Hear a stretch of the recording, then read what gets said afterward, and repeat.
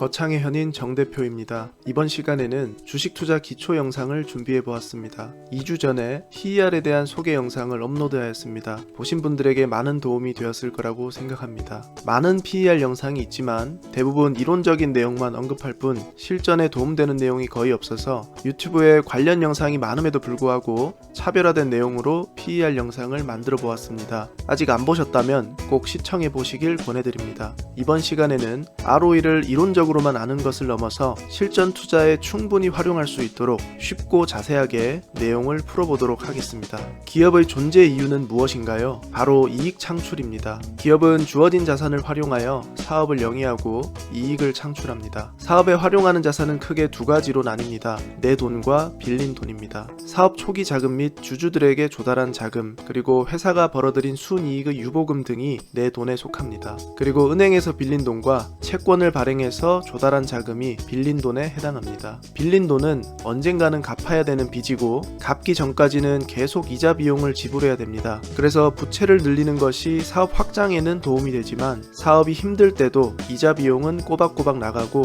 심지어 만기 연장이 안 될 경우에는 재무적으로 어려움을 겪게 될 수 있습니다. 아무튼 내 돈과 빌린 돈을 합친 것을 자산이라고 합니다. 기업은 이 자산을 활용하여 이익을 창출합니다. 한 해 동안 A기업은 자산 1,000억 원으로 200억 원을 벌었고 B기업은 동일한 자산으로 100억 원을 벌었다면 두 기업 중 어느 기업이 더 사업을 잘한 것인가요? A기업은 자산 대비 20%를 벌었고 B기업은 자산 대비 10%를 벌었으니 당연히 A기업이 사업을 더 잘했다고 평가할 수 있습니다. 이처럼 기업이 사업을 잘하고 있는지 보려면 이익률을 확인하면 됩니다. 이익률의 분모에 총 자산이 들어가면 총 자산 이익률이 되고 분모에 자기 자본이 들어가면 자기 자본 이익률이 됩니다. 예를 들어 자기 자본 500억 원에 부채 500억 원으로 구성된 총 자산 1,000억 원으로 100억 원을 벌었다고 가정해 보겠습니다. 100억 원의 이익은 총 자산 1,000억 대비 10%의 이익률이고 자기 자본 500억 원 대비 20%의 이익률이 됩니다. 총 자산 대비 이익률을 Return on Asset 줄여서 ROA라고 합니다. 그리고 자기 자본 대비 이익률을 Return on Equity 줄여서 ROE라고 합니다. ROA와 ROE의 차이는 분모에 부채를 포함하고 하지 않고의 차이입니다. 보신 것처럼 이익률에는 ROA도 있고 ROE도 있는데 왜 ROE가 더 많이 알려져 있고 실제로도 더 중요한 것일까요? 앞서 언급하였듯이 기업의 존재 이유는 이익을 창출하는 것이고 기업의 주인인 주주에게 가장 중요한 것은 내 돈을 얼마나 효율적으로 사용하는가입니다. 동일하게 자기 자본은 1,000억 원인 두 기업을 예를 들어 보겠습니다. A기업은 자기 자본 1,000억 원에 부채 500억 원을 조달하여 총 1,500억 원의 자산으로 이익률 10%에 해당하는 150억 원을 벌었습니다. B기업은 부채 없이 자기 자본 1,000억 원으로만 사업을 하여 이익률 10%를 달성하여 100억 원을 벌었습니다. 부채는 빌린 기간 동안 정해진 이자 비용만 지불하면 됩니다. 수익이 발생한 부분은 오롯이 주주의 몫입니다. A기업은 자기 자본 1,000억 원으로 150억 원을 벌었기 때문에 자기 자본 이익률은 15%입니다. 그리고 B기업은 1,000억 원으로 100억 원을 벌었기 때문에 자기 자본 이익률은 10%입니다. 레버리지를 활용하여 자기 자본의 효율을 5% 끌어올린 것입니다. 레버리지를 활용하면 ROE를 높일 수 있다는 것을 알 수 있습니다. 기업은 ROE를 높이는 것이 중요한데 ROE를 구성하는 요소는 어떤 것들이 있는지 알아보겠습니다. 자기 자본 이익률은 자기 자본분의 이익입니다. 이 식을 조금 더 복잡하게 분해할 수 있습니다. 분모와 분자에 동일한 값을 곱할 수도 있고 나누어 줄 수도 있는 거 아시죠? 이 식의 분모와 분자에 각각 매출과 총 자산을 곱해 보겠습니다. 그러면 이런 식이 만들어집니다. 매출분의 이익 곱하기 총 자산분의 매출 곱하기 자기 자본분의 총 자산을 계산하면 ROE가 됩니다. 이렇게 세 개로 구분해준 이유는 각각이 의미하는 것이 있기 때문입니다. 매출분의 이익은 순이익률이라고 하고 말 그대로 매출 대비 수익성을 의미하는 지표입니다. 그리고 두 번째, 총자산분의 매출은 총자산 회전율을 의미하고 이 비율은 기업이 소유하고 있는 자산을 얼마나 효율적으로 이용하고 있는가를 측정할 수 있는 지표입니다. 마지막으로 자기자본분의 총자산은 레버리지를 얼마나 쓰고 있는지를 나타내는 지표로 재무 레버리지라고 합니다. 정리해보면 ROE는 순이익률, 총자산 회전율, 재무 레버리지 3개의 곱으로 만들어지는 비율입니다. 순이익률이 높아지면 ROE가 높아지고 총자산 회전율이 높아지면 높아지면 ROE가 높아집니다. 그리고 재무 레버리지가 높아지면 ROE가 높아집니다. 반대로 세 개의 지표가 하락하면 ROE는 낮아지게 됩니다. 그런데 여기서 순이익률과 총자산 회전율은 높을수록 무조건 좋은데 반해 재무 레버리지는 높은 것이 무조건 좋다고 할 수 없습니다. 재무 레버리지, 즉 부채 비율이 높아지면 비용에 대한 부담이 커지고 사업이 어려운 시기를 맞게 되면 과도한 부채는 기업의 독이 될 수 있습니다.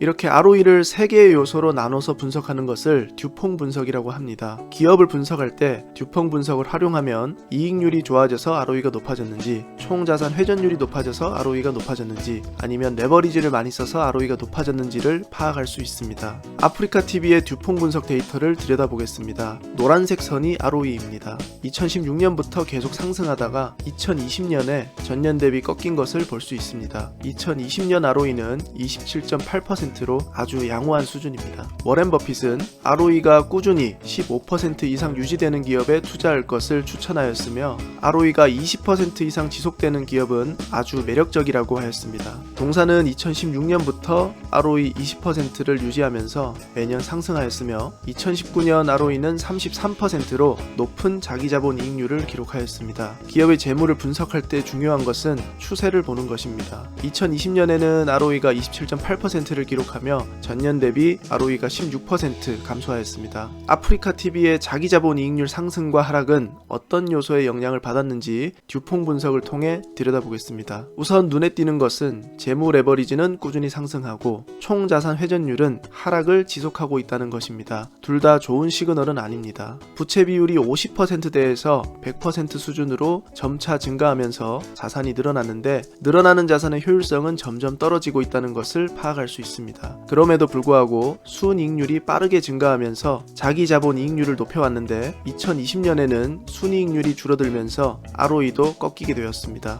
단순히 ROE 비율만 보면 ROE가 높으니 좋다라고 해석할 수 있지만 세부적으로 들어가 보니 부채는 점점 늘어나고 있고 총자산 회전율은 지속적으로 하락 중이라는 것을 파악할 수 있었습니다. 그리고 2020년 ROE가 전년 대비 줄어든 가장 큰 이유는 순이익률의 하락이라는 것을 알 수 있었습니다. 이런 흐름을 알고 세부적인 분석이 들어가면 어떤 부분을 깊이 있게 봐야 되는지 파악할 수 있습니다. 한 종목 더 보겠습니다. 다음은 화장품, 의료기기, 건강기능식품 등의 사업을 영위하는 네오팜이라는 기업입니다. 동사의 듀퐁 분석 데이터를 들여다보겠습니다. ROE는 듀퐁 분석을 통해 순이익률, 총자산 회전율, 재무 레버리지 세 가지 지표로 분해할 수 있다고 말씀드렸습니다. 기업마다 ROE 변화에 큰 영향을 미치는 지표가 다 다릅니다. 앞서 들여다본 아프리카TV는 순이익률이 ROE 변동에 가장 큰 영향을 미쳤지만 네오팜은 총자산 회전율의 변화가 ROE의 변화에 가장 큰 영향을 미치고 있다는 것을 알 수 있습니다. 변동이 적은 것은 크게 영향을 미치지 않습니다. 네오팜의 재무 레버리지를 보면 부채 비율이 20%대에서 10% 초반 수준으로 점차 낮아지고 있는 것을 알 수 있습니다. 비율의 변동이 크지 않으며 특히 부채 비율 자체가 많이 낮은 수준이라 ROE 변화에 큰 영향을 미치지 않습니다.